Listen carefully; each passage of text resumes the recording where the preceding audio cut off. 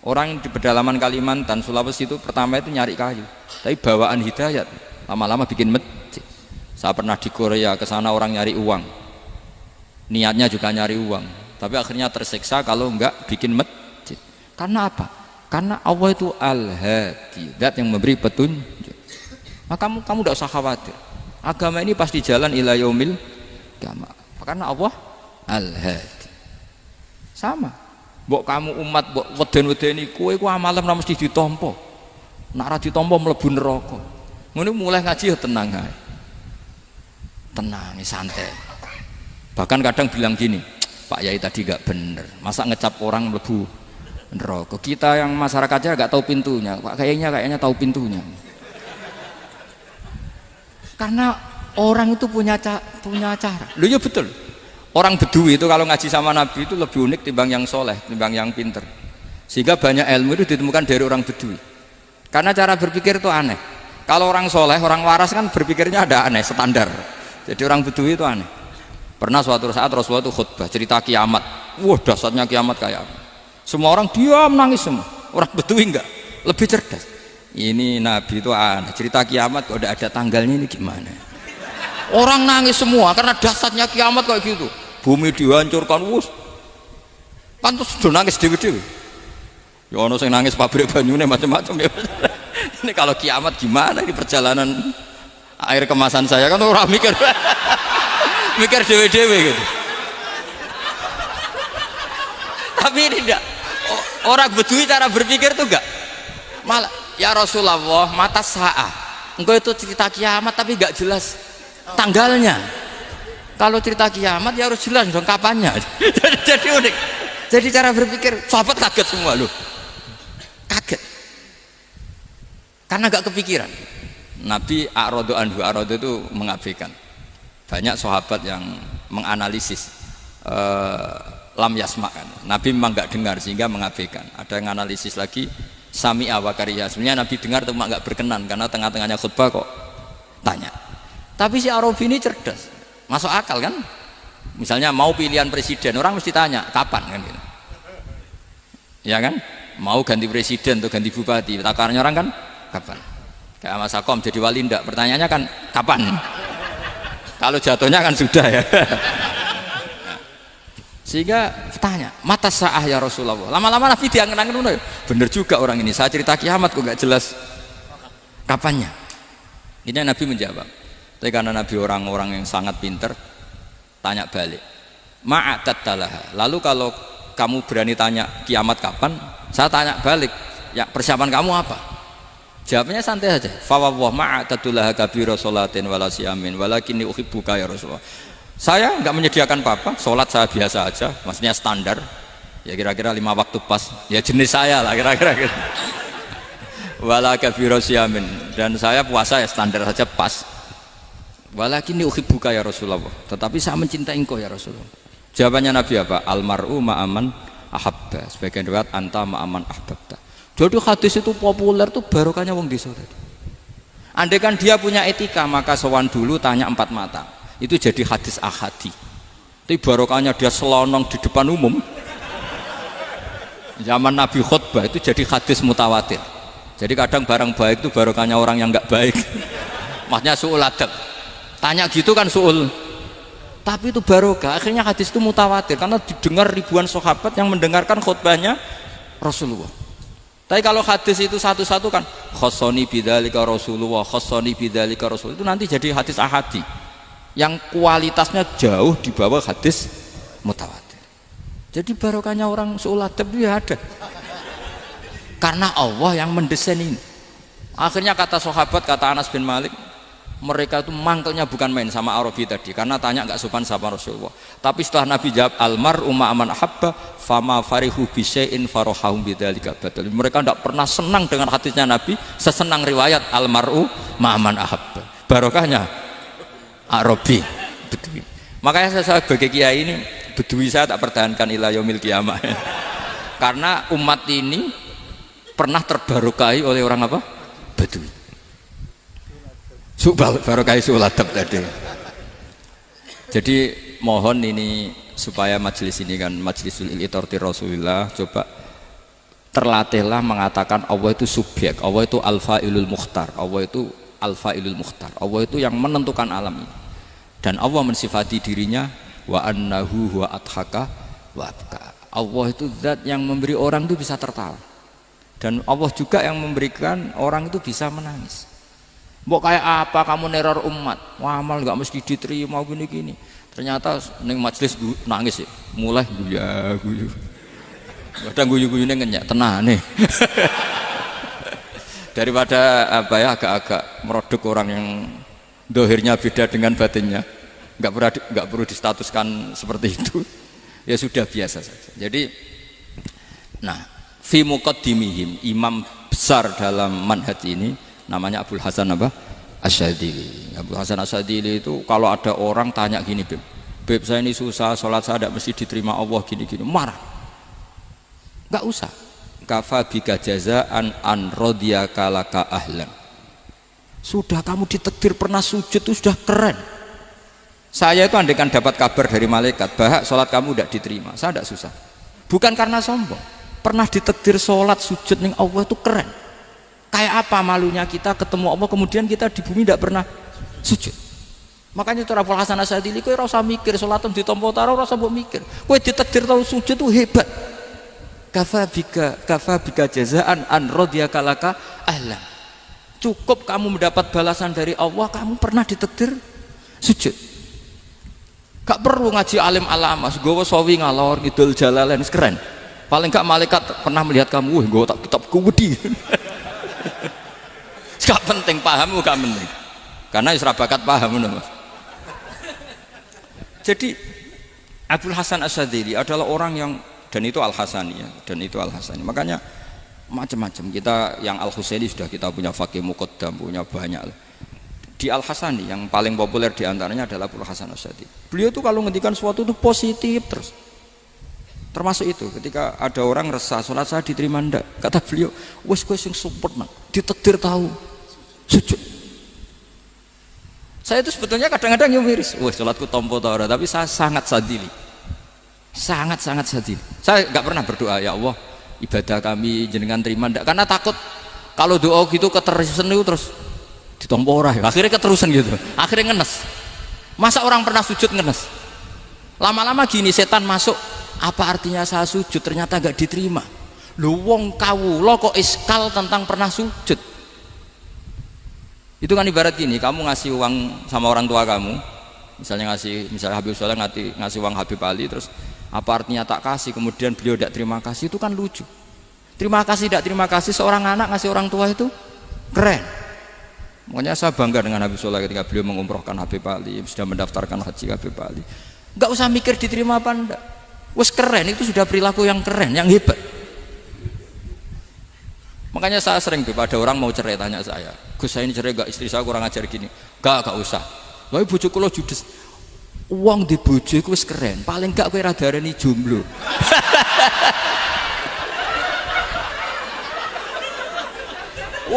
Diarani duda ora enak. Wis luwe sabar ndi diarani duda mek diarani bojo judes. Enak bojo judes cek gagah. Di bojo lah. Oh, iki. Provokator itu. Jadi kafabika jazaan an radiyaka laka ahlan, sudah ditakdir pernah sujud itu sudah keren. Dulu ulama ala hadan nampak, ulama dulu cara berpikir seperti itu. Makanya ulama dulu kalau nafsiri wasjud waqtarib sudah pernah sujud. Di Quran nggak pernah ada ayat wasjud lan sujudo siro ingkana kada wa kada ingkunta mutayakinan bikobuli sujudi. Kan ada sujud ya sujud saja, tidak usah mikir makbul apa tidak makbul. Sudah kalau sujud pasti waqtarib. Terus saya sebenarnya ya sebagai orang ya kadang wedi, sholatku ditompo ta ora. Tapi kalau keterusan nanti ada was-was yang mengatakan opo artine sholat. Lu tuh kan ngeri seorang hamba sing uripe ning bumine Allah kemudian menyoal pernah sholat hanya karena takut gak diterima. Itu kan geblek banget. Nah, saya jenis kiai yang di partai itu. Saya enggak tahu kalau keneng dikom. di umat masa kamu gak ono keren blas. Jadi lah nanti kalau misalnya ada manhajnya Habib Soleh yang tidak seperti itu tidak apa-apa, mungkin supaya orang nggak takabur, nggak fakhr, sehingga makanya mulai dulu lama itu ya partainya kalau nggak rojak ya khauf. Nah saya ini yang jelas terang-terangan ikut partai rojak saja, Pak. Partai rojak karena banyak yang sudah di partai khauf, tapi saya rojak yang bil ilmi tadi. Makanya Sayyidina Umar radhiyallahu anhu itu yang namanya sama sujud, saya itu punya kitab Habib Soleh pernah tak tunjukin tulisan tangan saya, muji-muji sujud. Sayyidina Umar ketika ditusuk seorang kila itu Majusi, Abu Lu'lu' terkenalnya itu Hulamul Mughirah terkenalnya, ditusuk, dia sahabat, beliau sahabat wali. Jadi nusuk Umar tuh kayak apa? Nusuk Mas Akom aja dosa besar, apalagi nusuk Umar. Itu ketika ditusuk, dia itu ya punya dendam, namanya manusia itu punya dendam. Maksudnya namanya orang kan mangkel sama yang nusuk. Kalau orang mangkel itu inginnya kan yang nusuk itu masuk neraka. Tapi apa kata Umar? Ngendikan gini, tanya pertama, yang nusuk saya siapa? Orang Majusi. Orang Majusi, Hulamul Mughirah. Alhamdulillah alladzi lam yaj'al maniyati biyadi rajulin lam yasjud laka sajdatan yuhaju biha indaka yaumal qiyamah. Saya itu senang Gusti, yang nusuk saya orang yang nggak pernah sujud sama jenengan. Jika kalau saya dendam supaya dia masuk neraka, saya nggak takut orang itu nuntut sama saya. Tapi kalau dia pernah sujud, pernah sholat, kemudian dia masuk neraka karena nusuk saya, kemudian dia berargumentasi, saya pernah sujud ya Allah, kenapa engkau masukkan neraka? Saya tidak berani jawab ya Allah, saking hormatnya sama yang namanya sujud. Jadi kamu dendamnya kesampaian, cara Jawa ya, dendam dengan tanda kutip ya, tidak makna semestinya. Jadi mangkel mbek sing nusuk, nak mlebu neraka pantas, wong ora tau sujud wae Gusti gitu. Tapi kalau pernah sujud, kemudian dia masuk neraka karena saya, bisa yuhajuni biha yaumal qiyamah. Jadi kayak apa sujud? Saya apa? Nabi itu kalau muji sujud sampai ngingatkan wa hatta takuna sajdatul wahidatu khairan minad dunya wa ma fiha. Nanti kalau kamu di akhirat ketemu Allah, kenangan terbaik kita apa? Di dunia pernah sujud. Keren aja. Cara ning pondok wis tau bayar syariah lho. Cara sowan kiai tau ngamplopi Mas. Wis go jajan. Nah tapi kadang setan itu masuk tadi. Apa artinya sujud gak mesti ditompo, apa artinya sowan Habib ngaturi gak mesti ditompo, ngaturi kiai. Akhirnya ada ketakutan. Nah kalau ketakutan ini berlebihan lama-lama, ma faidatus sujud. Wah itu sudah buruk sekali, wong hamba kok tanya ma faidatus sujud. Nah ini di pentingnya mazhab-mazhab Syadzili. Jadi saya ngaji agak-agak uraan itu amdan. Kalau ini watak sudah bukan. Jadi uraan itu ada dua, ada yang amdan bismil ilm, ilmunya banyak terus milih manhaj. Insya Allah saya partai itu. Ada yang uraan bakat Mas. Ada ya? Ada apa banyak? Nah sebetulnya khauf juga gitu Bim. Ada khauf itu karena ilm. Ada Habib alim alama atau kiai alim alama, dia tahu masyarakat kalau ngikuti Gus Bak nanti jadi fakhr, kurang tawaduk, terus dia milih partai khauf. Lah yang buruk itu ada kiai yang milih khauf pancen dari awalnya sati cilik ya.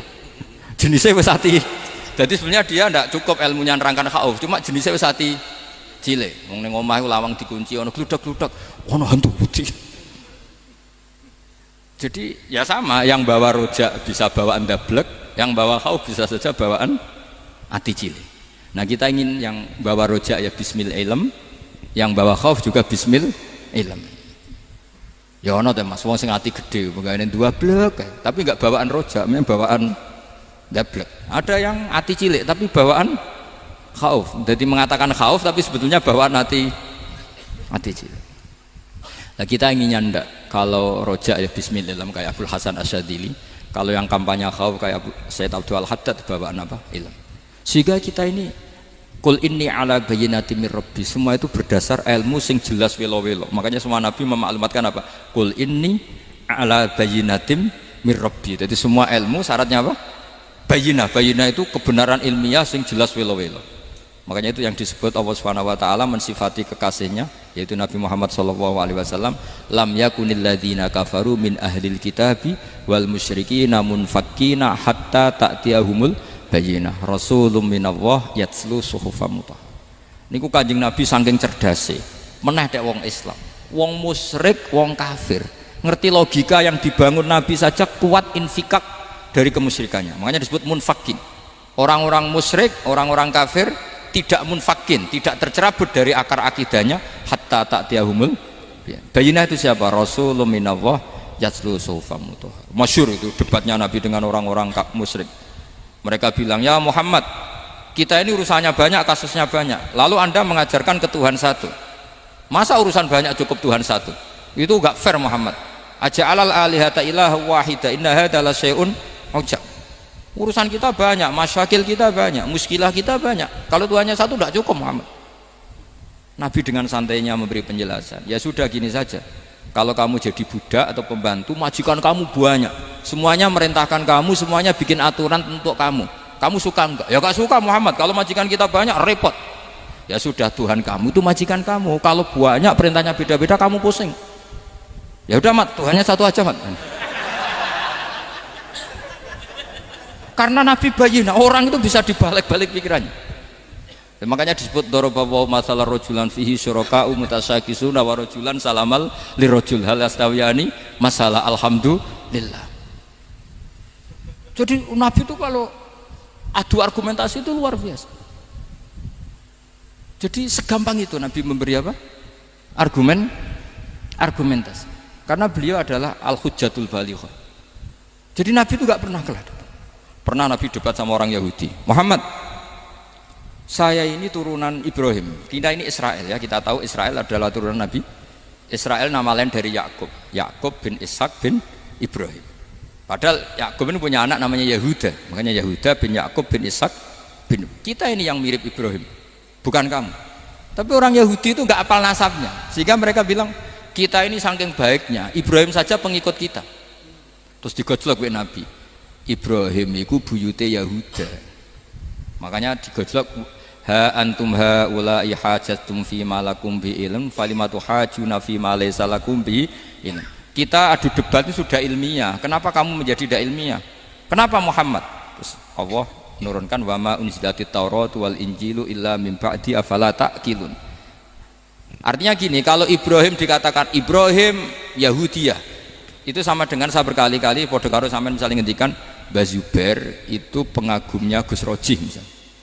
Padahal Gus Roji bin Ubab bin Maimun bin Zubair, misalnya Gus Roji bin Kiai Haji Ubab bin Kiai Haji Maimun bin Kiai Haji Zubair. Nah Ibrahim itu kan Yahuda bin Yakub bin Ishak bin Ibrahim. Terus mereka bilang Ibrahim itu pengikut Yahudi.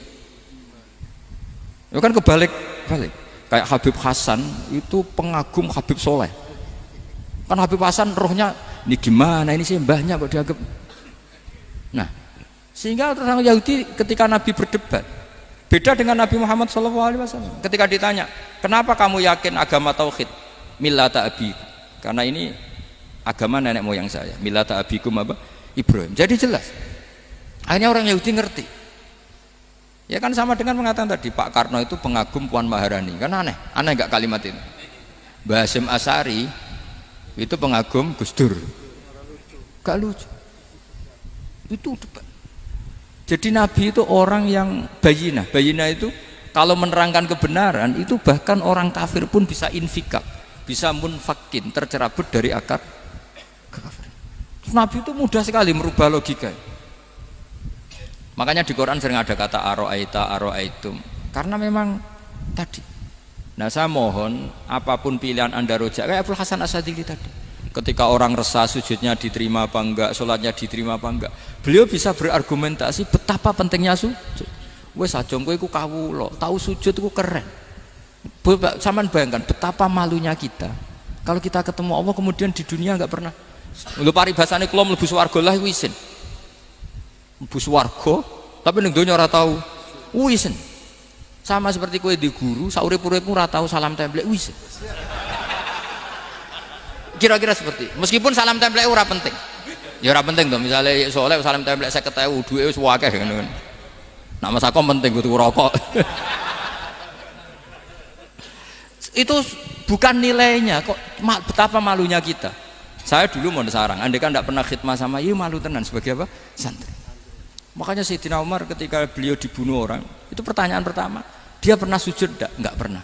Andai kan dia pernah sujud, maka saya tidak berani masukkan dia masuk neraka. Takutnya dia protes sama Allah, ya Allah saya pernah sujud kenapa harus di neraka. Atau Umar ditanya Allah gini, Umar kowe ridho wong sing tau nyembah aku kemudian dia di neraka, kayak apa? Jadi makanya Umar ketika wafat ketika alhamdulillah alladzi lam yaj'al maniyati biyadi rajulin lam yasjud laka sajdah. Ya, jadi saya mohon sekali jadi majelis ini sebuah majelis mubarak, caranya tauhidnya dibenarin. Apa tauhidnya dibenarin? Jadi Allah itu adhaka wa abka, Allah itu al-hadi, Allah itu ar-razzaq. Sehingga menteri ekonomi mbok salah rumusnya lah wong tetep mangan. Mergo Allah itu ar-razzaq. Mbok negara dikelola keliru lah wong tetep mangan, wong Allah itu ar-razzaq. Kiai rada akeh sing di masalah. Tapi ya tetep agama ini jalan. Lho andai kan syaratnya agama ini kiai ini bener, wah ya repot. Kowe iso bayangno masakom bener terus. Tapi agama ini berkali-kali coba di TV itu banyak nyun sewu, ada ustadz, ada kasus apa, ada kiai, kadang ada masalah hukum. Agama ini jatuh enggak masalah. Padahal di TV sudah dinasionalkan kan, ada kiai terlibat kasus hukum atau ustadz tertangkap karena melakukan apa itu. Tapi enggak ngefek karena agama ini bihifdzillah wa biriayatillah. Sama. Negara mana-mana kadang manajemen ekonominya enggak jelas, tapi masyarakat ya makan karena Allah Razzaq. Sama, aku kancanan Mas Akom mengeluh, tapi Allah adhaka, akhirnya iso guyu. Padahal orang untungnya blas kancanan dede. Tapi karena Allah itu adhaka. Nah kita dengan istri yang kita cintai, dengan keluarga kadang nangis. Karena Allah itu zat yang bisa memberi abka. Wa annahu wa adhaka wa abka. Terus wa annahu wa amata wa ahya. Kita tidak ingin mati, wah ya mati saja karena kita objek. Nah, hidayah itu seperti itu. Allah al-hadi. Apa? Allah itu kayak apa Korea, negara ateis. Enggak kebayang di sana ada ngaji Aqidatul Awam Abadi Fikih. Sekarang banyak. Saya tuh kalau beli Aqidatul Awam kerdusan tak kirimkan ke Korea. Sebelum saya ke Korea, karena sebagian santri saya di Jogja. Di sana ada ngaji Aqidatul Awam, ngaji takrib. Bahkan saya di sana dilagokno sakduna fid dunya. Kayak apa Allah kalau ingin bikin hidayah? Karena Allah itu al-hadi. Wong Indonesia digerakno seneng duit. Bareng wis seneng duit mau apa? Korea. Setelah di Korea tersiksa karena enggak ada tempat sujud. Akhirnya urunan. Segampang itu kalau Allah menghendaki. Itu enggak dibenem MUI, enggak dibenem. Karena Allah al-hadi. Jadi saya mohon sekali tauhid ini dibenerin dulu. Allah tetap al-fa'ilul mukhtar, apa? Al-fa'ilul mukhtar, sehingga Allah mensifati dirinya adhaka wa. Mbok kamu bendung kayak apa, orang ngaji saya tetap guyu. Sekarang iso mbuli saya, oh Gus Pak ngaji tidak guyu. Allah yang memberikan guyu kamu itu. Andai kan sesuai status kamu, kowe ora ngarep guyu. Utang akeh, jatuh tempo, bojo ora percaya. Gede-gede kayak paham. Ya, jadi ini tak isyatkan jenengan, saya ini tadi bawa kitab Fathur Rahman di Thalibi Ayatul Quran, mau tak kasihkan hadiah ke Sayyid Umar Hafid sebagai penyempurna karena beliau sudah Al-Husaini. Semoga ini dapat barokahnya Al-Hasani. Ini dikarang oleh zurianya Abdus Salam bin Masis. Abdus Salam bin Masis adalah guru dari Abul Hasan apa? Asyadili. Jadi kita tahu Sahibul Hikam Ibnu Athaillah As-Sakandari muridnya Abul Abbas Al-Mursi. Beliau muridnya Abul Hasan Asyadili. Beliau muridnya Abdus Salam bin Masis. Yaitu alami zada ini min dzurriyyati Abdus Salam bin Masis. Jadi ini Al-Hasani. Jadi ini sudah klub karena mulai dulu ya tradisinya gitu. Banyak sahabaib ngaji barojak, bafadol. Nanti yang bafadol barojak yang ngaji Habib lagi. Seperti sanadnya Soleh di Sarang. Ya Soleh ngaji Mbah Mun. Tapi Mbah Mun ngaji Sayyid Alawi Sadat ya. Ngaji Sayyid Zaini Dahlan, nanti setelah Sayyid Zaini Dahlan ngaji Ajam lagi Usman Adim Yati. Jadi ya biasa mulai dulu silsilah ya seperti itu. Jadi seperti dulu Ibnu Abbas termasuk Qorobatul Rasulillah. Jadi dulu Qorobatul Rasulillah itu Bani Hasyim sama Bani Muttalib. Tapi kalau sekarang ya tentu para sadat, para habaib. Dulu biasa Ibnu Abbas ngaji ke Zaid bin Sabit. Itu Ibnu Abbas yang mencium tangannya Zaid bin Sabit. Tapi Zaid bin Sabit juga mencium tangannya Ibnu Abbas karena karobati Rasulullah Shallallahu Alaihi Wasallam. Jadi saya mohon semuanya itu insaf bil ilm, ya, insaf bil ilm. Kayak tadi munfakina hatta ta'tiyahumul bayin. Jadi bayinah itu orang yang kalau menerangkan itu memberi penjelasan sing jelas welo-welo. Itu siapa? Rasulun minallah yatslu suhufam mutahharam. Al-Fatihah.